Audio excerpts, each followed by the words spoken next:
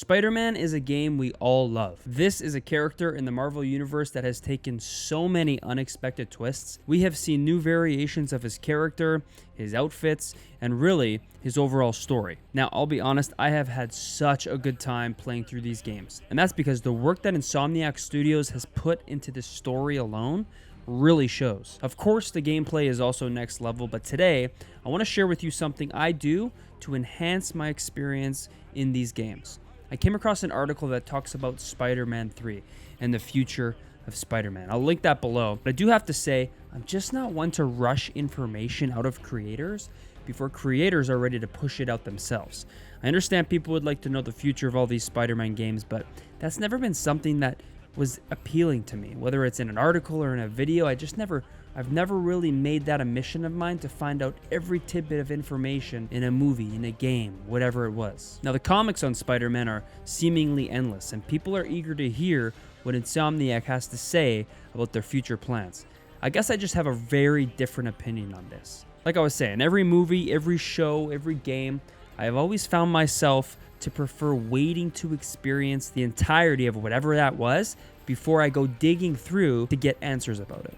This has allowed me to have such great experiences.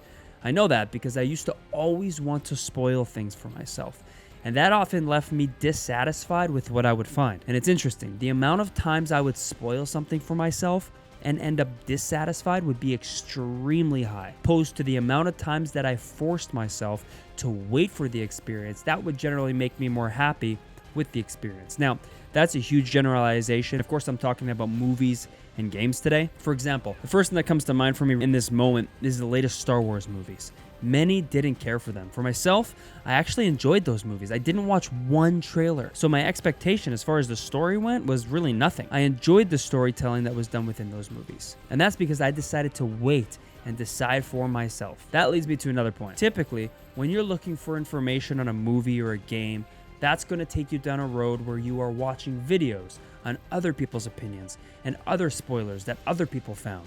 So naturally, in the end, your personal experience ends up turning into this extremely skewed experience to what you've seen from other people. I'm treating games these days much like what I'm talking about.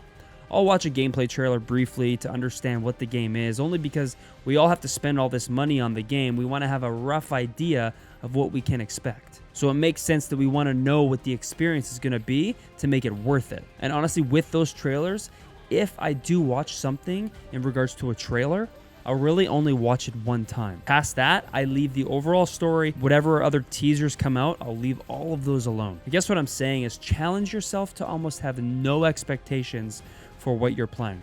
Limit the intake of information before these games are out. I'm certain your experience would be far more satisfying like mine have been. Now again, the question is, will Spider-Man 3 come to PS5 in the future? If I had to guess, yes, but it will take us all finishing the story in Spider-Man 2 to find that out.